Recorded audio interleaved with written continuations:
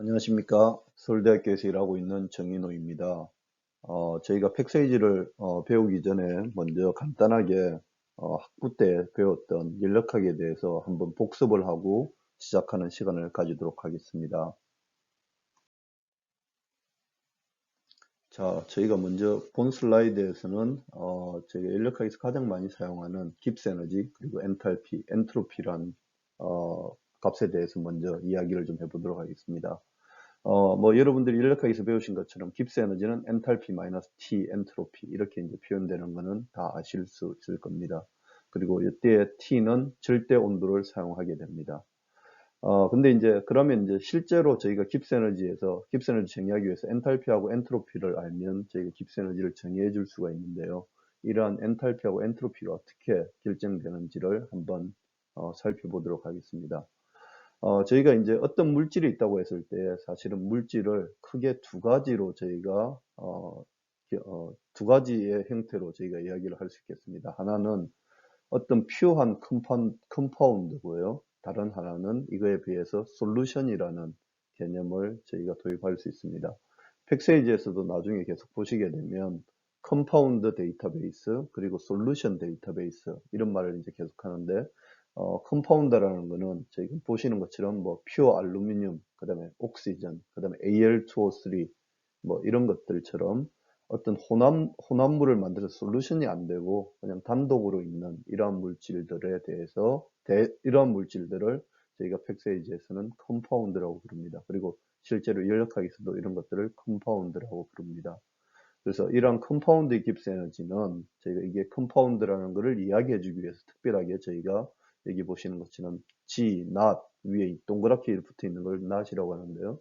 깁스 에너지 not은 H not 마이너스 T S not. 그래서 이제 퓨어한 물질에 대한 저희가 퓨어한 컴파운드에 대한 깁스 에너지를 저희가 이렇게 정의를 하고요. 그때의 엔탈피는 어떤 온도에서 엔탈피는 298도에서 엔탈피 값에다가 CP 그러니까 heat capacity를 적분한 값을 사용하게 됩니다.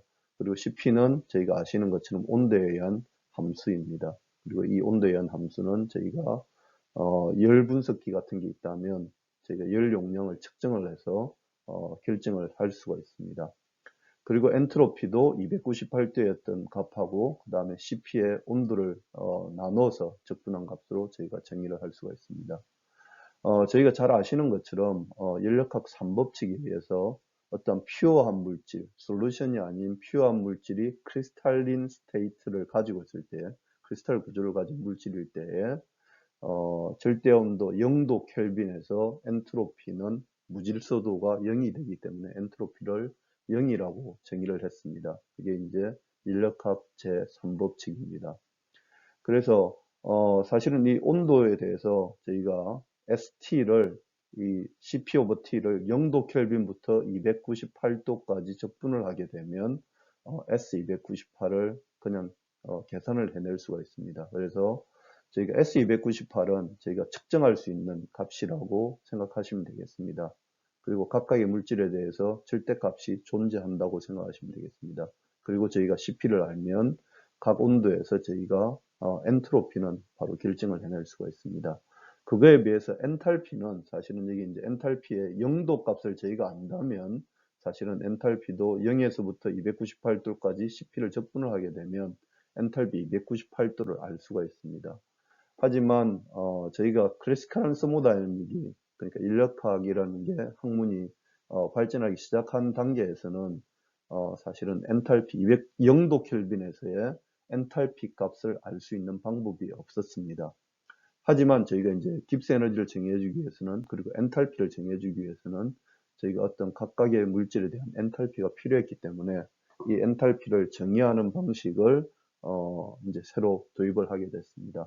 그 도입한 방식이 저희가 스탠다드 레퍼런스 물질에 대한 엔탈피를 298도에서 0이라고 잡고 그거에 비해서 상대적으로 엔탈피가 어떻게 변하는지를 측정을 해서 그 값을 요 298도에 쓰면 저희가 절대값은 모르더라도 최소한 상대적인 엔탈피 값을 저희가 다 알 수가 있기 때문에 그렇게 되면 저희가 상대적인 깁스 에너지를 다 알 수가 있는 거죠. 그러면 그 깁스 에너지들끼리 사이의 상관관계를 그러니까 어떤 게 더 깁스 에너지가 높고 어떤 게 깁스 에너지가 낮은지를 저희가 다 결정을 해낼 수 있기 때문에 굳이 절대값이 아닌 상대값을 사용하더라도 사실은 저희가 인력학적인 반응 평가를 다 해줄 수가 있습니다.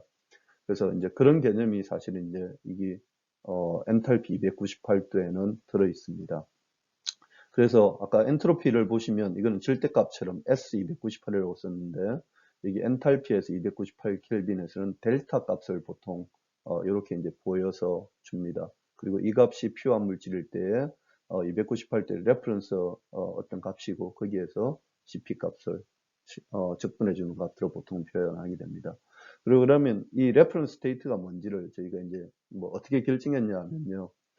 저희가 퓨어한 한 가지의 엘리먼트로 만들어지는 어떤 물질들을 그 물질이 가장 룸 템퍼리처에서 그리고 룸 프레셔에서 가장 안정한 상태일 때를 저희가 엔탈피를 다 0으로 잡자고 저희가 이제 가정한 겁니다. 그럼 저희가 생각해 보면 주기율표에 있는 모든 원소들, 그럼 저희가 100여 개의 원소들에 대해서 각각 그 상온에서 25도에서 그리고 1기압에서 가장 안정한 상태를 저희가 하나씩 다 정의를 해주고요. 그때의 엔탈피를 다 0이라고 잡자. 이걸 우리가 레퍼런스로 시작해서 이 레퍼런스에서부터 상대적인 값을 측정하자고 이제 한 거라고 생각하시면 되겠습니다.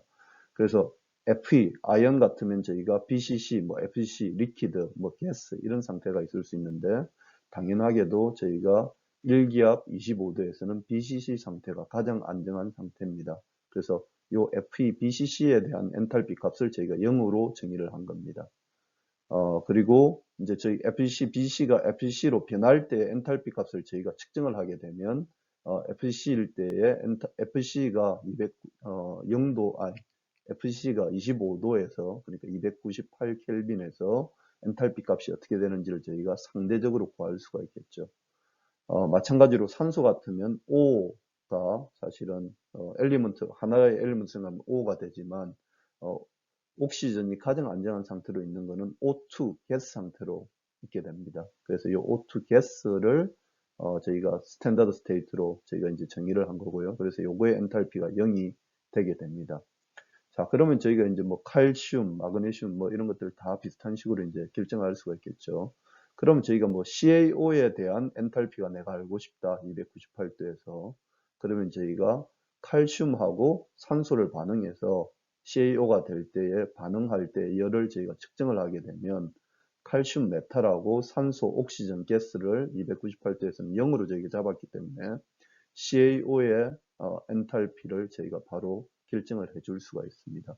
그런 식으로 됐기 때문에 말씀드린 것처럼 절대값이 아니라 이건 상대적인 값이라는 걸 표현해 주기 위해서 정확한 인력학 표현을 할 때는 사실은 엔탈피, 어떤 CaO의 엔탈피는 델타 H298 CaO의 값에다가 더하기 CPDT 뭐 이렇게 이제 저희가 표현을 해줍니다. 하여간 저희가 여기 있는 H298, 그 다음에 S298, 그 다음에 히 캐파시티를 저희가 안다면, 온도에 의한 CP를 안다면, 저희가 각 온도에서 엔탈피, 엔트로피를 다 구할 수 있고요. 그걸 이제 이렇게 이제 연립을 하게 되면 저희가 각 온도에서 깁스 에너지를 저희가 다 정의를 해줄 수가 있게 됩니다. 그래서 이제 저희가 팩세이지에 있는 컴파운드 데이터베이스 안에 보시면 사실은 이렇게 세 가지 값이 보통 정의가 되어 있고 이걸로부터 어떤 온도에서든지 간에 저희가 깁스 에너지나 엔탈피 그리고 엔트로피를 다시 계산할 수 있게 되어져 있다고 생각하시면 되겠습니다. 자, 그러면 저희가 이제 퓨어한 물질에 대한 깁스 에너지를, 컴파운드에 대한 깁스 에너지를 안다. 그러면 저희가 이제 뭐 바로 생각해 볼 수 있는 게, 자, A라는 거에 대한 제가 깁스 에너지를 압니다. 그리고 B라는 거에 대해서 깁스 에너지도 알고요. 그 다음에 AB라는 거에 대해서 ANBM이라는 물질에 대해서 깁스 에너지도 안다고 생각하면 저희가 인력학 반응에 대한 깁스 에너지도 저희가 당연히 쉽게 구해낼 수가 있습니다. 그래서 이런 AB가 만나서 AB가 되는, A하고 B가 만나서 AB가 되는 어떤 반응식을 저희가 이제 생각해 보면, 이제 케미컬 리액션을 생각해 보면, 이거에 대해서 그 델타 G 리액션, 그러니까 깁스 에너지의 깁스 에너지의 양은 저희가 요 프로덕트의 깁스 에너지 마이너스 리액턴트의 깁스 에너지 이렇게 이제 저희가 정의를 할 수가 있겠죠. 그리고 여기 깁스 에너지는 H-TS니까 여기에 있는 H와 여기 있는 H를 갖고 오면 저희가 델타 H 오브 리액션을 하나를 만들 수가 있고 엔트로피도 저희가 다 갖고 오면 엔트로피 오브 리액션도 저희가 만들 수가 있습니다. 그래서 보통 리액션이 있으면 저희가 이제 델타 G 리액션은 델타 H 리액션 마이너스 T 델타 S 리액션 이렇게 이제 저희가 정의를 합니다. 보통 저희가 이제 인력학 책에서 보면 사실은 이렇게 이제 반응식을 써놔놓고 깁스 에너지 리액션은 뭐 이런 값이다. A 플러스 BT, 뭐 A 마이너스 BT 이렇게 보통 이제 표현을 해주게 됩니다. 근데 저희가 뭐 생각을 해보시게 되면 사실은 이제 팩세이지에 있는 컴파운드 안에 있는 컴파운드의 개수가 한 5,000개 정도 되는데요. 그 5,000개를 그러니까 A나 B나 AB가 한 5,000개 되는 거죠. 그런 5,000개를 서로 섞어서 새로 만들 수 있는 반응식은 뭐 수십만 가지가 될 수가 있습니다. 그러니까 이제 그런 거에 대한 깁스 에너지 오브 리액션을 저희가 하나씩 다 저희가 테이블화 시켜서 팩세이지 데이터베이스에 넣어주는 거는 사실은 말이 안 되고요. 그렇다 보니까 이제 팩세이지에서는 이런 각각의 물질에 대한 깁스 에너지를 데이터베이스를 제공을 하고 여러분들이 언제나 필요할 때에 이런 반응식을 세워서 이제 팩세이지 안에서 이런 반응식을 세워서 이러한 깁스 에너지 리액션을 계산할 수 있게 되어져 있습니다. 자, 이제 앞선 슬라이드에서는 저희가 퓨어한 물질 A하고 퓨어한 물질 B가 만나서 퓨어한 물질 AB가 만들어지는 반응식을 보았습니다. 그러니까 그게 퓨어한 물질이 A나 B가 그리고 AB가 솔리드나 리퀴드가 되는 경우를 말씀을 드린 거고요. 이제는 가스가 리액턴트에 들어와서 반응하는 식을 한번 살펴보도록 하겠습니다. 가령 저희가 여기 있는 것처럼 A라는 물질하고 산소가 만나서 A 산화물이 되는 이런 반응식을 이제 한번 고려해 보겠습니다.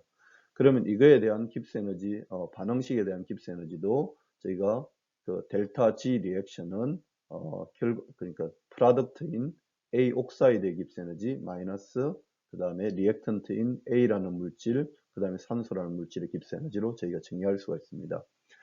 근데 뭐 금방 보시는 것처럼 아까 앞 슬라이드에서는 사실은 제가 여기를 델타 G not 리액션이라고 썼었는데요. 여기는 델타 G not 리액션이라는 걸 제가 사용하지 않았습니다.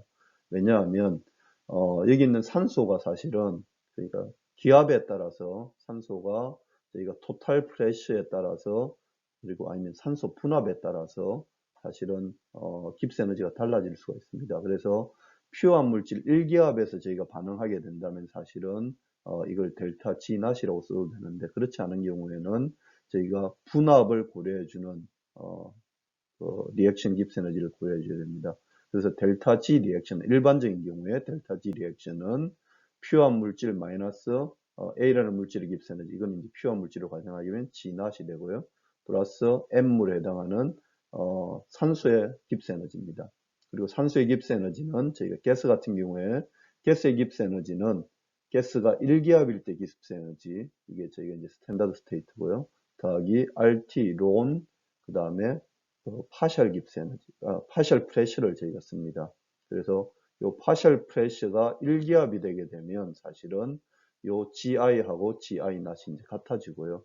그 다음에 파셜 프레셔가 1기압이 아닌 경우에는 그러니까 스탠다드 스테이트가 1기압인데 그 스탠다드 스테이트가 아닌 경우에는 저희가 가스의 깁스 에너지가 퓨어한 가스 1기압의 깁스 에너지하고는 이제 달라지게 됩니다. 그리고 이제 이럴 때 요 GI를 저희가 보통은 partial Gibbs energy of the gas species라고 이제 하게 된다고 생각하시면 되겠습니다. 자, 그래서 이제 이렇게 넣어놓고 요 G 옥시전을 요 식으로 이제 바꿔주게 되면 저희가 그리고 이제 저희가 퓨어한 스탠다드 깁스 에너지만 저희가 다 모으게 되면 델타 G not reaction 마이너스 MRT 론 PO2가 됩니다. 그래서 여러분들이 이제 뭐 가령 FE하고 산소가 만나서 FeO가 될 때에 자, 이게 평형산소 분압이 얼마냐, 뭐 이런 이야기들 저희가 많이 들었지 않습니까? 그렇죠? 이제 그런 계산을 이제 하는 식이 사실은 이렇게 이제 되는 거나 마찬가지입니다. 그래서 평형일 때에, 평형이라는 거는 리액턴트의 깁스 에너지하고 프로덕트의 깁스 에너지가 똑같아지는 지점이라고 생각하시면 되겠습니다. 그래서 동적 평형이, 그러니까 양쪽의 에너지가 똑같기 때문에 동적 평형이 이루어지는 때라고 생각하시면 되고요. 그때 이 델타 G 리액션이 사실은 0이 되게 됩니다. 그래서 이게 0이 되게 되면 지금 보시는 것처럼 그러면 델타 G not of reaction 마이너스 MRT ln PO2가 이제 0이 되겠죠. 그러면 요 값을 이제 오른쪽으로 요 항을 왼쪽으로 옮기게 되면 저희가 이런 식의 이퀘이션을 만들 수가 있습니다. 그래서 여러분들이 이 이퀘이션을 뭐 저희가 어떤 연력학 반응이 있을 때 그 반응식의 평형 상태를 가정했을 때 델타 G나 리액션을 0이라고 가정했을 때에 자 델타 G 리액션을 0이라고 가정했을 때 델타 G not은 마이너스 RT ln K 이퀄리브리엄 콘스탄트 뭐 그 식에서 가장 많이 보시던 그 형태라고 생각하시면 되겠습니다. 그러면 저희가 평형 상태일 때 가령 요 평형을 이루게 하는 요 반응이 어떤 온도에서 평형을 이루게 하는 산소 분압을 난 알고 싶다. 그러면 사실 이 식을 이용하면 바로 산소 분압을 아실 수가 있는 거죠. 자, 조금 더 일반적인 경우에 대해서 연력학 평형을 한번 살펴보도록 하겠습니다. 그래서 일반적으로 저희가 가령 A라는 물질하고 B라는 가스가 만나서 C라는 물질하고 D라는 가스로 되는 연력학 반응을 고려하게 되면 자, 평형 상태일 때에 즉 델타 G 리액션이 0이 될 때에 델타 G not 리액션은 마이너스 RT ln 이퀄리브리엄 콘스탄트 K 이퀄리브리엄 이렇게 이제 썼습니다. 그리고 이 이퀄리브리엄 콘스탄트에는 요 C라는 물질, D라는 물질이 그러니까 저기 분자에 들어가고요. A라는 물질하고 B라는 물질에 대한 상태가 분모에 들어가게 되는 거죠. 그리고 C하고 A라는 물질은 다 퓨어한 물질로 가정하게 되면 저희가 이제 액티비티가 1이기 때문에 이거는 이제 컨트리뷰션이 없고 저희가 D라는 물질하고 B라는 물질의 파셜 기압만 그러니까 부분합만 이제 여기에 있는 함수로 이제 들어오게 됩니다. 자, 이런 이제 식을 저희가 이제 고려해 볼 수가 있겠습니다. 그래서 저희가 델타 G not 리액션만 알면 사실은 이런 이제 테이블에 나와 있는 이 값만 아니면 책에 나와 있는 이 값만 알게 되면 사실은 요 T라는 물질하고 B라는 물질의 상대적인 가스 분압이 어떻게 돼야 되는지를 저희가 알 수가 있는 거죠. 결정할 수가 있습니다. 자, 지금까지는 이제 저희가 그 가스에 대해서만 사실은 이제 이야기를 했는데요. 그리고 이제 나머지 솔리드나 리퀴드에 있는 상태는 저희가 퓨어한 상태라고 이야기를 했습니다.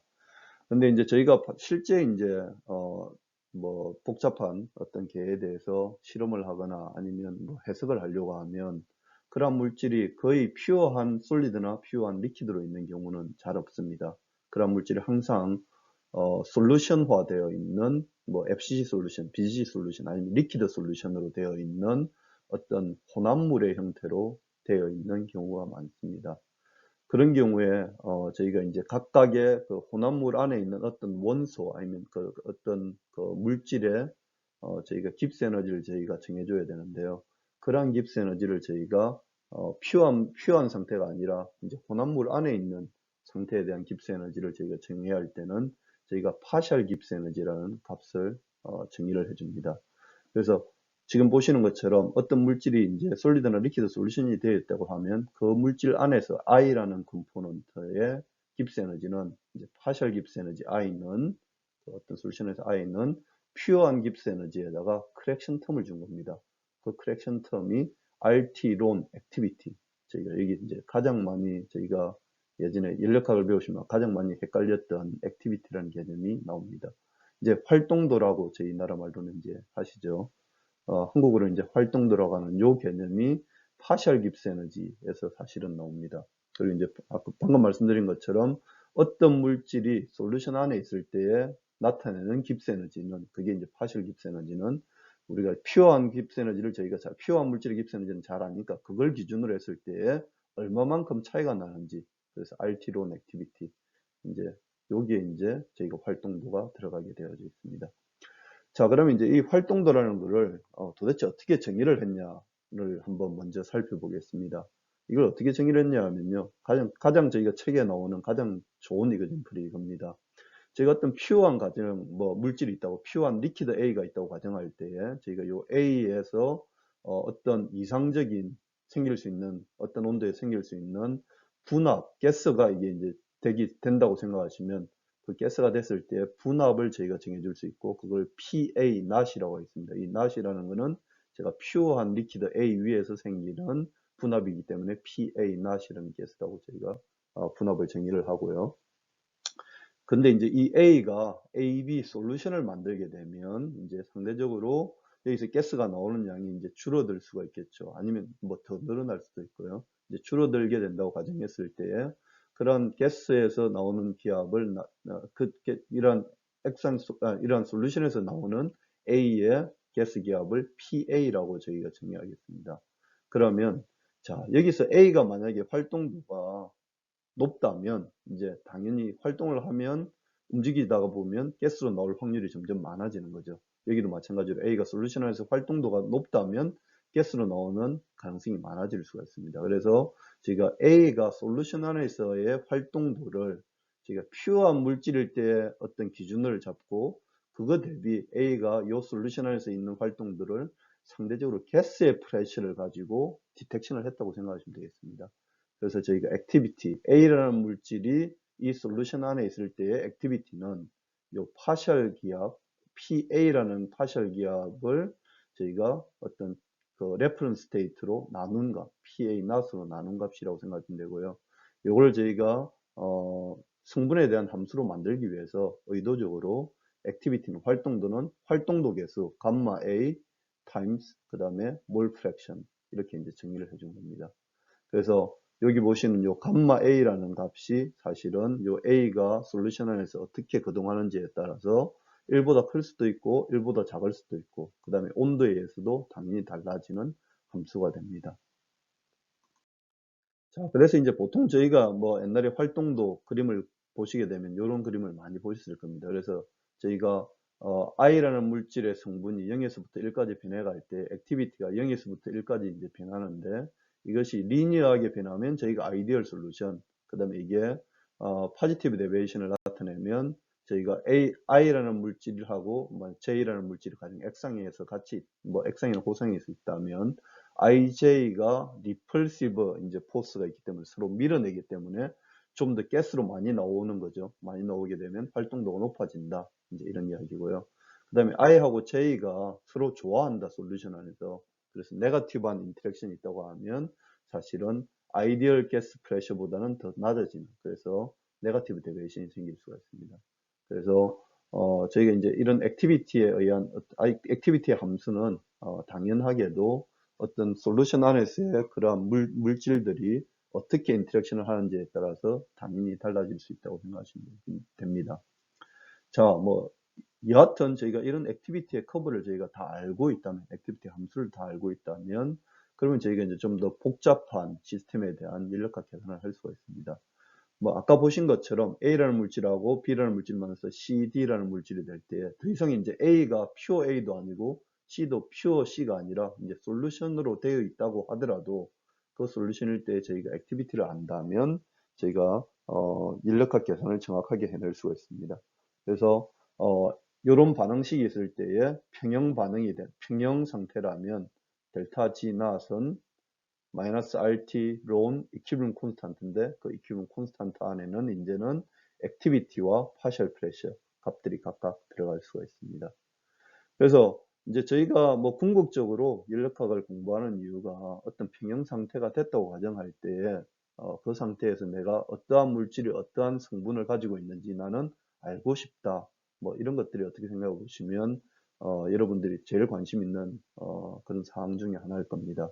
이제 그런 걸 계산하기 위해서는 사실 여기 있는 액티비티에 대한 함수를 저희가 모두 다 알고 있다면 저희가 쉽게 이제 알 수가 있겠죠. 이 델타 지낫이라는 건 저희가 그 퓨어 물질에 대한 깁스는 이건 당연히 다 알고 있다고 생각하시면 되겠고요.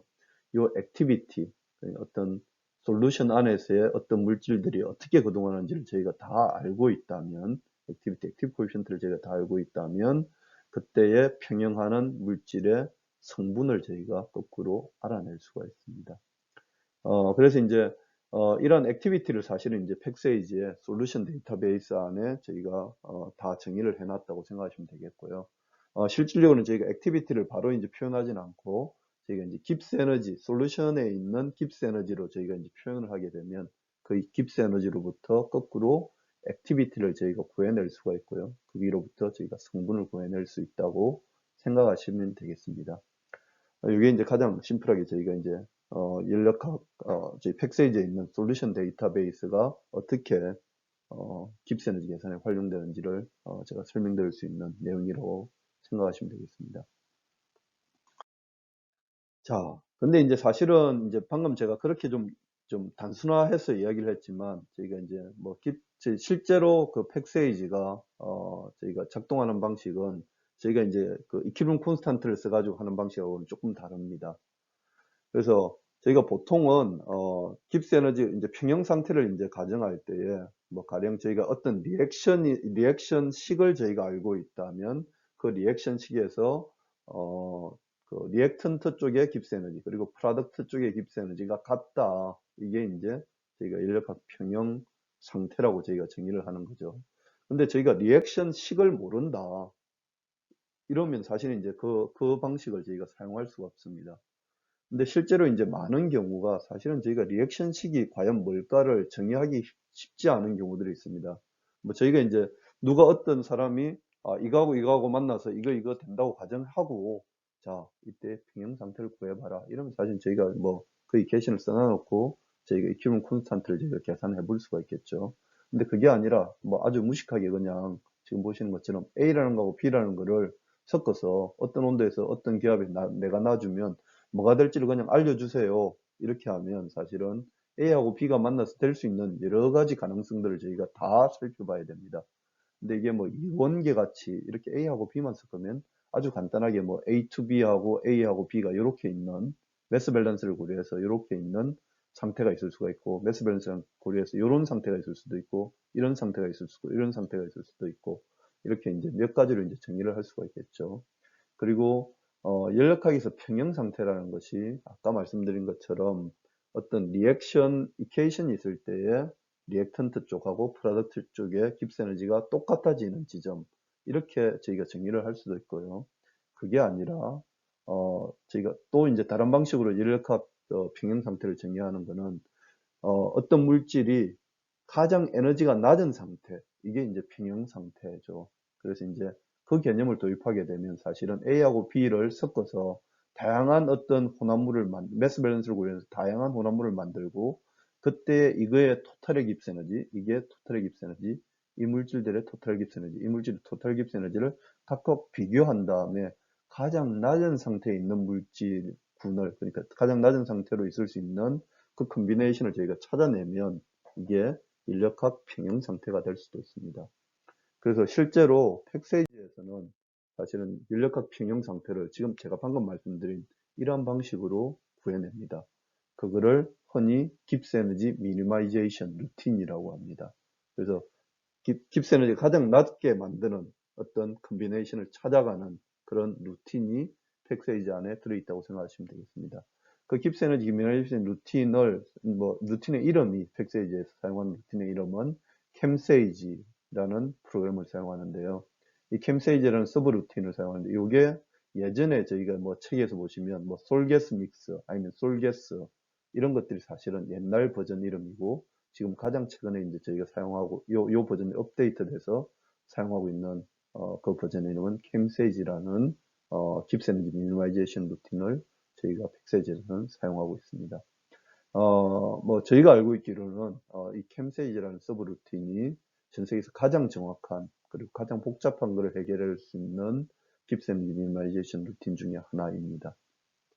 자, 그래서 이제 팩세이지에서는 여러분들이 뭐 이미 깁스 에너지나 그 다음에 그러니까 퓨어한 물질들에 대한 깁스 에너지, 그러니까 컴파운드에 대한 깁스 에너지, 그 다음에 솔루션에 대한 깁스 에너지를 저희가 다 알고 있다고 생각하시면 팩세이지 여러분들이 할 거는 이런 겁니다.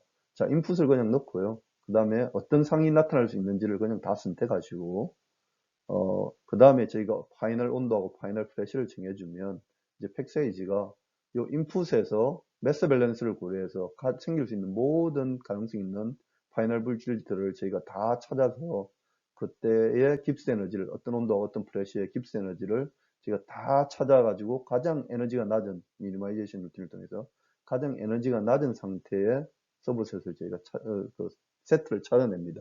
그리고 이제 그거를 최종적으로는 이게 가장 평형 상태일 거예요. 라고 이제 보여주게 됩니다. 이제 이게 사실은 팩세이지가 하는 전부입니다. 그래서, 저희가 이제 뭐 다른 것들은 이제 프로그램이고요. 제일 중요한 부분은 사실은 아까 말씀할 때 이 깁슨의 미니마이제이션 루틴을 가려고 하면 모든 물질에 대한 저희가 깁스 에너지를 다 알고 있어야 되는 이 부분이 사실은 연력학 데이터베이스 부분입니다. 그래서 저희가 소프트웨어 업데이트도 많이 하지만 사실은 저희의 가장 큰 지금 뭐 노력들이 들어가는 부분이 데이터베이스를 좀 더 정교하게 그리고 좀 더 방대하게 만드는 작업을 가장 많이 하고 있다고 생각하시면 되겠습니다. 자, 지금 보시는 거는 엘링햄 다이어그램입니다. 뭐 엘링햄 다이어그램 여러분들이 아마 연력학을 배우셨으면 다 한 번씩은 보셨을 겁니다. 그래서 여기 보시면 X축이 온도고요. Y축이 여기 보시는 메탈하고 산소가 만나서 산화물이 되는 그 깁스 에너지 오브 리액션을 그러니까 델타 G 낫을 Y축에 사실은 그려놓은 거라고 생각하시면 되겠습니다. 그래서 저희가 보통 엘링엠 다이어그램을 보면 어떤 물질이 산화가 잘 된다 뭐 이런 것들을 저희가 금방 알 수가 있는 거죠. 그래서 보통은 엘링엠 다이어그램에서 아래쪽에 있는 물질 산화물이 위쪽에 있는 물질의 산화물보다 좀 더 안정합니다. 그러니까 아래쪽에서 있는 아래쪽에 있는 반응식에 있는 메탈들이 쉽게 산화가 되는 메탈들이고요. 위쪽에 있는 거는 상대적으로 덜 산화가 되는 메탈입니다. 자, 그래서 이제 뭐 저희가 또 이 엘링엠 다이어그램을 가지고 가령 CA하고 산소가 CA하고 위에 있는 가령 FeO2를 반응을 시키면 CaO가 만들어지고 Fe로 환원된다. 뭐 이런 것들. 그래서 산화 환원이 상대적으로 아래쪽에 있는 물질은 산화가 잘 되고 위쪽에 있는 물질들은 덜 산화가 되기 때문에 요 물질들을 서로 섞으면 어떤 물질이 더 산화가 어떤 식으로 진행되는지 이런 것들을 저희가 알 수 있는 다이어그램이 엘링엠 다이어그램입니다. 근데 이제 뭐 엘링엠 다이어그램에서 가장 취약점은 뭐냐면요. 모든 물질을 그러니까 반응 물질에서 산소가 아니라 이런 뭐 금속이나 그다음에 금속 화합물을 산화물을 다 퓨어한 물질이라고 가정합니다. 그렇게 이제 만들어진 거라서 이게 이제 델타 G 낫입니다. 근데 아까 방금 말씀드린 것처럼 저희가 어떤 산화 반응이 있을 때도 사실은 요 A라는 물질, 그 다음에 AO2라는 물질이 퓨어한 물질이 아닐 수가 있습니다. 이것들이 이미 솔루션화 되어 있을 수도 있지 않습니까? 그렇게 되면 저희가 이 반응식을 가지고 정확한 평형을 저희가 알고 싶으면 A라는 물질하고 AO2라는 물질의 액티비티를 알고 있어야 됩니다. 그래서 이제 그런 것들이 이제 제가 말씀드린 것처럼 좀 더 복잡한 시스템으로 가게 되면 점점 중요해집니다. 자, 그래서 이제 그럼 AB라는 솔루션이 있다고 가정할 때 그런 솔루션에 대한 깁스 에너지를 저희가 어떻게 정의해 주느냐. 이게 이제 솔루션 스모다이너믹스라고 생각하시면 되겠습니다. 그래서 자, 어떤 솔루션이 있으면 그 솔루션의 깁스 에너지는 몰 프랙션 곱하기 그 어떤 물질들의 파셜 깁스 에너지를 다 더한 값이라고 생각하시면 되겠습니다. 가령 제가 AB라는 솔루션이 있으면 AB 솔루션의 깁스 에너지는 몰 프랙션 오브 XA times partial Gibbs energy of A 더하기 mole fraction of the B times partial Gibbs energy of B라고 이제 하시면 되겠습니다. 그리고 이 partial Gibbs energy는 그러니까 제가 어떤 물질이 어떤 솔루션 안에 들어있을 때의 깁스 에너지, 그건 이제 partial Gibbs energy라고 하고, 그 partial Gibbs energy는 퓨어한 상태에서의 깁스 에너지에다가 이 correction term, 그게 이제 RT 론 activity라는 값으로 correction한 term을 넣어준 게 파셜 깁스 에너지라고 생각하시면 되고요. 그랬을 때 이 액티비티가 아까 보신 것처럼 A하고 B가 가령 인터랙션이 어떻게 되는지에 따라서 액티비티 값이 변하게 되어져 있습니다. 그래서 이 값을 여기다 넣고 저희가 이제 다시 전개를 하게 되면 뭐 당연하게도 그냥 이렇게 됩니다. XA, GA not 플러스 XB, GB not 플러스 RT, XA 론 액티비티 A 플러스 XB 론 액티비티 OB 이렇게 이제 됩니다. 자, 그리고 이제 저희가 뭐 이런 그래픽하게 이걸 이제 설명해 주기 위해서 사실은 이런 그래프를 뭐 가령 이제 저희가 솔루션이 있으면 A라는 물질하고 B라는 물질을 만나서 솔루션이 만들어지면 그러면 이제 깁스는 퓨어 A부터 퓨어 B까지 이렇게 어떤 함수 형태로 이제 변하게 되고요. 어떤 주어진 성분에서 가령 요 성분이 이거라고 생각하시면요. 어떤 솔루션의 어떤 주어진 성분에서 제가 이 깁스 에너지 커브에서 탄젠트 라인을 그려서 요 축, 그러니까 A라는 축, 그 다음 B라는 축에 접점이 만나게 되는데 이 접점에 해당하는 점을 보통 파셜 깁스 에너지라고 합니다. 여기 이제 파셜 깁스 A라는 거에 파셜 깁스 에너지, 이건 이제 B 쪽이니까 B라는 물질의 파셜 깁스 에너지라고 이제 정의를 해줍니다. 그럼 여기에다 몰 프랙션을 더하면 요것처럼 똑같은 형식이 되는 거죠. 그럼 토탈 깁스 에너지가 됩니다. 자, 그리고 이제 이 파셜 깁스 에너지를 저희가 이제 뭐 연력학에서는 파셜 깁스 에너지라고 하고요. 요걸 저희가 이제 일렉트로 케미스트리 같은 데 가게 되면 케미컬 포텐셜이라고 하게 됩니다. 그래서 파셜 깁스 에너지하고 케미컬 포텐셜은 똑같은 개념이라고 생각하시면 되겠습니다. 자, 방금 보신 그 이퀘이션을 이제 다시 한번 여기다 적어 놓겠습니다. 그래서 깁스 에너지는 퓨어한 물질의 깁스 에너지를 더한 거, 이게 이제 미케니컬 깁스 에너지를 미케니컬하게 그냥 더한 거고요. 그 다음에 액티비티 텀이 여기 들어 있습니다. 그랬을 때 이 액티비티라는 거는 아까 말씀드린 것처럼 액티비티 코에피션트 곱하기 몰 프랙션입니다. 그랬을 때 저희가 아이디얼 솔루션이라고 하면 이 액티비티 코에피션트가 둘 다 1이 되기 때문에 그렇게 되면 깁스 에너지는 퓨어한 물질의 깁스 에너지를 더한 거에다가 그다음에 RT XA ln XA 플러스 XB ln XB 저희가 요 텀을 마이너스 T 마이너스 R XA ln XA 플러스 XB ln XB를 저희가 아이디얼 엔트로피 텀이라고 보통은 부르죠. 그래서 이제 A라고 B라는 물질이 만나서 섞였을 때 엔트로피가 발생하는데 랜덤리스가 발생하는 그게 아이디얼 엔트로피고요. 그 텀이 그냥 더해진 거라고 생각하시면 되겠습니다.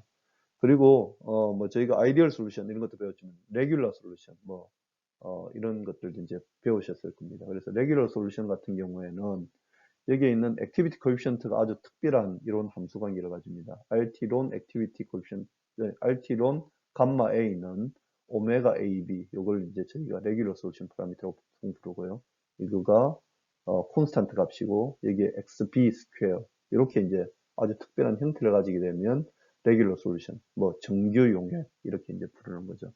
그리고 이제 그랬을 때 여기 있는 액티비티 코에피션트를 저희가 이제 다 빼면 사실은 이 부분이 이제 빠지면서 이 부분을 A하고 B를 두 개 다 더하면 깁스 에너지 솔루션은 앞에 보신 아이디얼 솔루션 텀에다가 오메가 AB, XA, XB 이렇게 이제 생긴 텀이 이렇게 모양으로 생기게 되면 이걸 이제 레귤러 솔루션이라고 부릅니다. 그리고 이게 뭐 보통은 사실은 저희가 아이디얼 솔루션, 레귤러 솔루션은 저희가 자연계에서 거의 많이 존재를 하지 않고요. 그보다 좀 더 이제 대부분 이제 복잡해지는 거죠. 그렇게 되면 액티비티 코에피션트는 성분하고 그 다음에 온도에 의한 함수로 항상 되는 그런 함수 형태입니다.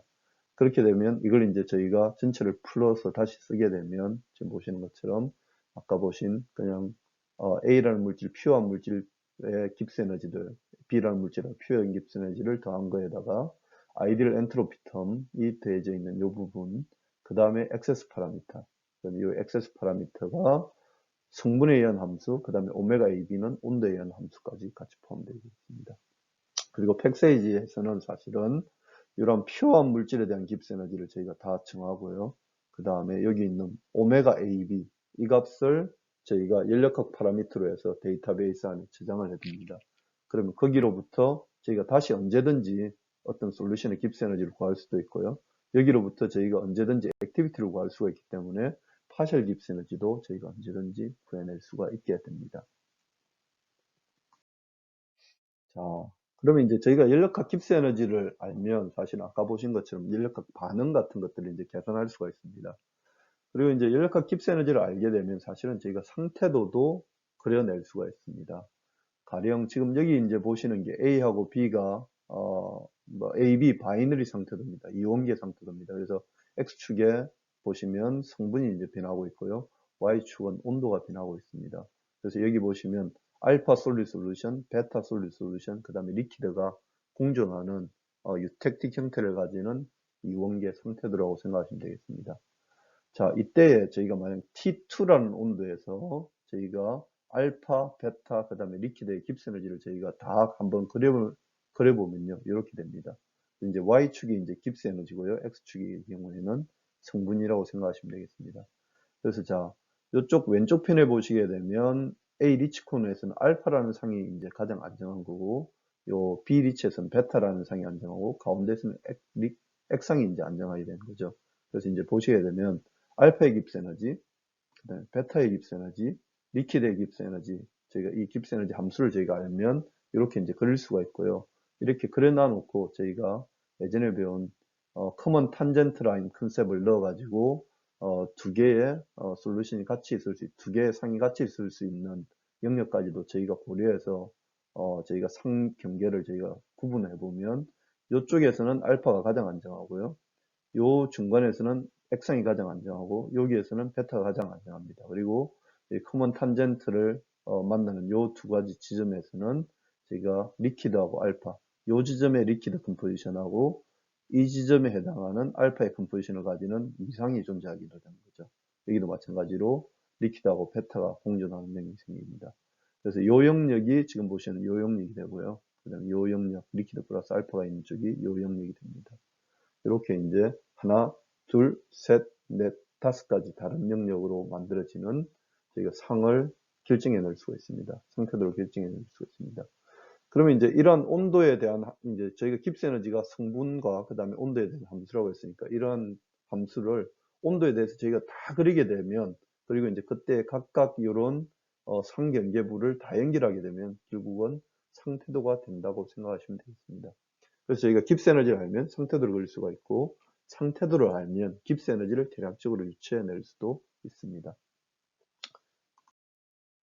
자, 그리고 이제 뭐 이원계 상태도는 저희가 이제 하도 많이 배워서 어떻게 뭐 보는지도 다 알고 이해도 잘 할 수 있는데 보통 3원계 상태도는 저희가 이제 안 배우는 경우들이 있습니다. 그래서 간단하게 지금 여기 있는 3원계 상태도를 하나를 보면서 어떻게 3원계 상태도를 읽는지부터 한번 말씀을 드리겠습니다.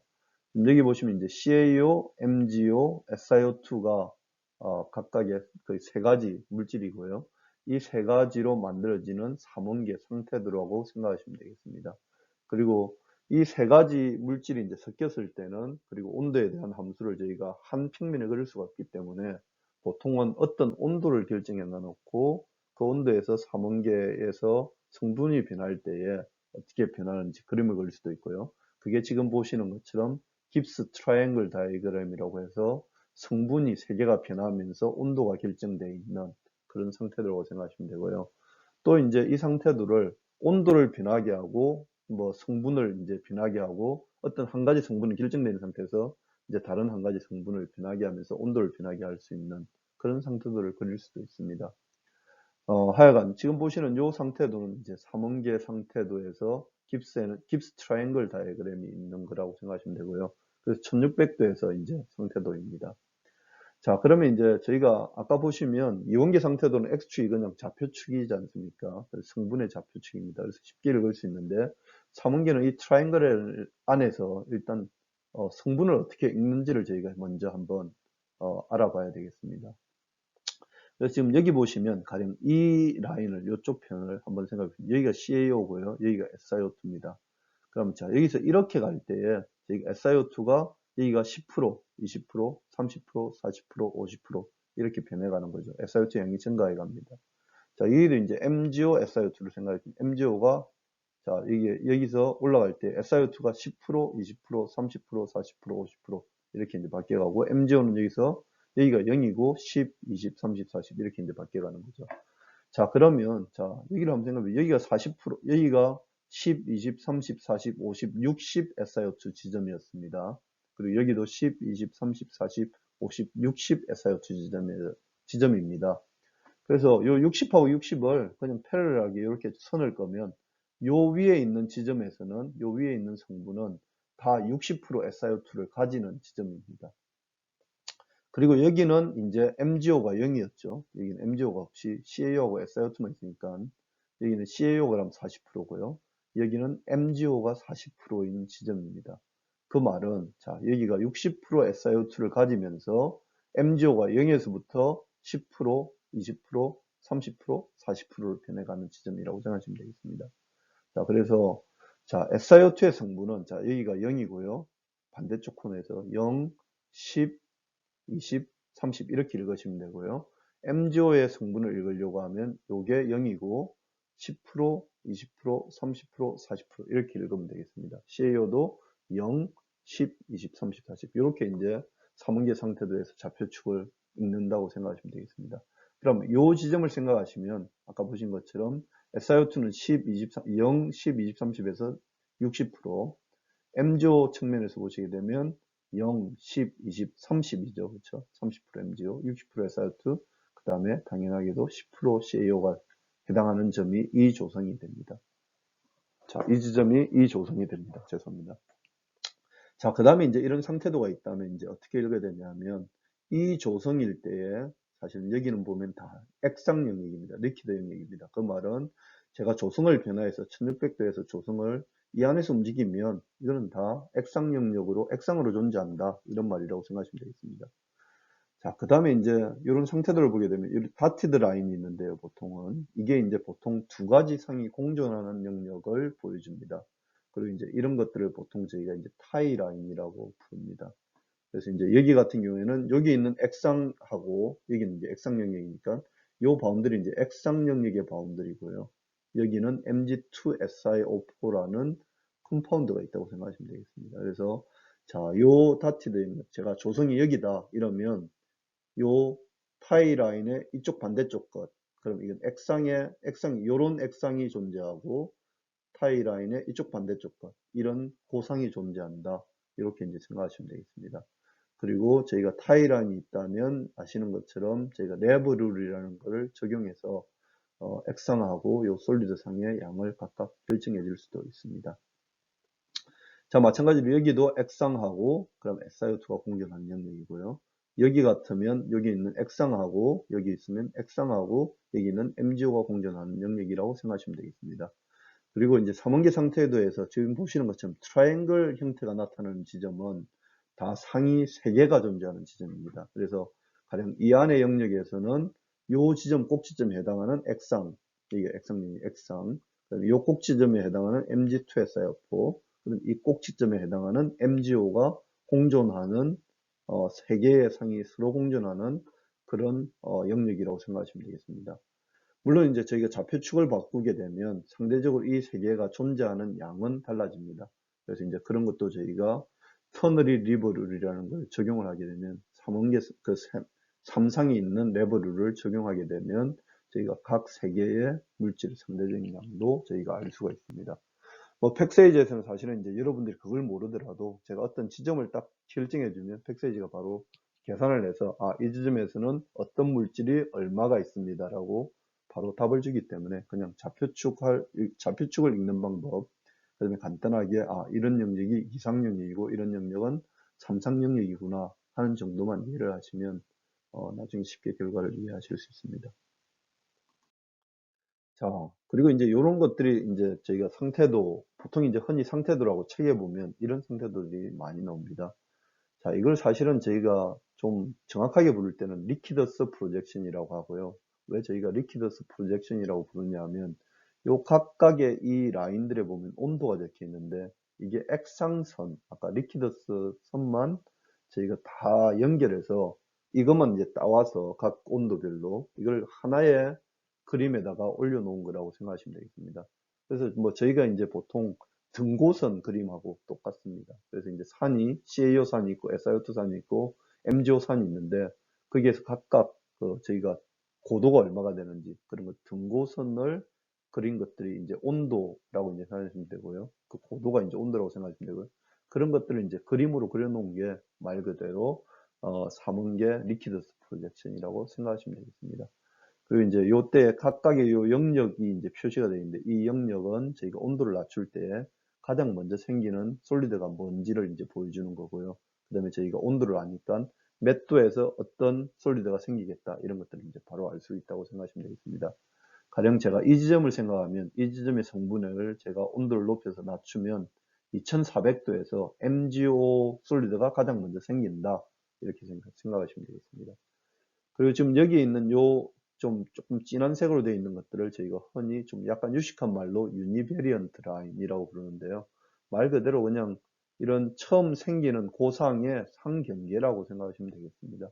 그래서 산으로 비유하자면 요게 MgO 산의 저희가 경사면이고요. 요게 CaO 산의 경사면이고 이게 MgO 산하고 CaO 산 사이에 있는 계곡이라고 생각하시면 되겠습니다. 그래서 이제 계곡들이 산마다 이렇게 이제 산이 2개씩 만나면 계곡이 생기는 거죠. 이제 그렇게 생각하시면 되겠습니다. 자, 그래서 이제 이런 어떤 뭐 저희가 이제 실제로 나중에 응고를 좀 깊이 있게 아시려고 하면 사실은 이런 리퀴드스 프로젝션을 이해를 하고 그럴 때의 응고가 어떻게 되는지를 좀 이해를 하면 좋겠습니다만 뭐 팩세이지를 사실은 사용하시게 되면 그런 응고가 어떻게 될지도 바로 답을 주기 때문에 너무 많이 걱정 안 하셔도 됩니다. 자, 그래서 이제 저희가 뭐 흔히 아까 말씀드린 그 엘링햄 다이어그램이 있을 때 엘링햄 다이어그램 참 좋기는 하지만 이거는 이제 퓨어한 물질에 대한 깁스 에너지만 알고 있는데 비해서 저희가 실질적으로 보통은 저희가 그 뭐 반응을 해석해야 될 때는 퓨어한 물질은 대부분 없고요. 대부분이 항상 솔루션으로 되어 있기 때문에 그래서 액티비티라는 개념을 저희가 정확하게 알아야지만平衡 상태를 저희가 쉽게 정해 줄 수가 있습니다. 그래서 그리고 이제 이런 액티비티라는 게 데이터베이스 안에 인력학 데이터베이스를 통해서 액티비티를 결정해 줄 수 있기 때문에 좀 더 저희가 실질적인 그런 인력학 계산을 해낼 수가 있는 거죠. 그래서 데이터베이스가 있다면 좀 더 복잡한 이렇게 어떤 물질이 있을 때 어떤 솔루션들로 다 변하고 그 솔루션 안에서 성분이 어떻게 변하는지 양은 어떻게 변하는지 이런 것들을 계산해 줄 수 있는 툴이 팩세이지라고 생각하시면 되겠습니다. 자, 그러면 이런 인력학 데이터베이스는 어떻게 만드느냐? 이건 사실은 저희가 이제 뭐 모든 인력학 값을 저희가 이제 다시 찾아서요. 그런 것들이 뭐 상태도 데이터가 될 수도 있고, 그 다음에 아까 보신 인력학 뭐 엔탈피에 관련된 데이터들, 그 다음에 베이퍼 프레셔, 뭐 액티비티, 그 다음에 뭐 칼로리미터 데이터, 히크패스티 이런 것들이죠. 이런 것들을 저희가 다 찾은 다음에 이런 것들을 A하고 B라는 물질이 가진 솔루션이 있다면 그 솔루션일 때에 어떤 인터랙션이 돼야지 이런 것들을 다 똑같이 리프로듀스 해줄 수 있는지 이런 것들을 저희가 하나씩 하나씩 평가를 해서 그 AB의 어떤 에너지 상태, AB가 인터랙션이 어떻게 되는지를 저희가 평가를 해서 그것들로부터 깁스 에너지를 저희가 다 정의해 줍니다. 그런 것들이 데이터베이스 안에 다 들어있다고 생각하시면 되겠습니다. 이런 방식이 소위 말하는 켈패드 인력학 데이터베이스 개발 방식이라고 생각하시면 됩니다. 그래서 뭐 이 부분들은 아까 저희가 다 본 이야기들이고요. 그래서 이제 지금 현재 이제 가장 많이 사용하는 캘패드법으로 만들어진 상용 소프트웨어는 뭐 팩세이지, 그다음에 스모켈, 그다음에 뭐 MT 데이터 뭐 이런 소프트웨어들도 사실은 있습니다. 뭐 그래도 이제 가장 오래된 패키지가 팩세이지하고 스모켈이고요. 이 두 가지가 거의 전 세계 시장의 한 7, 80% 이상을 차지한다고 생각하시면 되겠습니다. 인력학 데이터베이스를 만드는 게 사실은 그냥 뭐 하루 이틀 해서 만들 수 있는 이런 거는 아니고요. 시간이 되게 오래 걸리는 작업입니다. 그리고 이제 장시간 동안 이렇게 이제 학생들이나 아니면 연구원들이 이제 만들어야 되기 때문에 안정적인 재정 지원이 없으면 사실은 인력학 데이터베이스를 커머셜한 상태의 어떤 인력학 데이터베이스를 만들기는 사실은 쉽지가 않습니다. 다행히 저희 그룹 같은 경우에는 지금 보시는 것과 같은 팩세이지 스틸 메이킹 컨소시엄 프로젝트라는 걸 수행을 하고 있고요. 다행히도 이렇게 이제 많은 회사들에서 인력학 데이터베이스가 중요한 것을 인지를 하고 저희한테 계속 펀딩을 주시어서 저희가 이러한 인력학 데이터베이스를 계속 만들어 나갈 수가 있습니다. 그리고 이런 인력학 데이터베이스가 만들어지면 당연히 이제 저희한테 스포팅 해준 회사에서 먼저 사용을 하고요. 그 다음에 그 이후 한 2년쯤 후에는 저희가 상용 데이터베이스에 넣어서 여러분들이 다 같이 사용할 수 있게 저희가 공유를 합니다. 자, 이상으로 간단하게 저희가 인력학 데이터베이스, 인력학에 대해서 간단하게 한번 다시 되짚어 봤고요. 그러한 인력학에서 배웠던 그러한 개념들이 팩세이지에 어떻게 연결되어 있는지 요거에 대해서도 간단하게 살펴봤습니다. 혹시라도 질문이 있으시면 언제든지 저한테 연락을 주시면 제가 성실히 답변 드리도록 하겠습니다.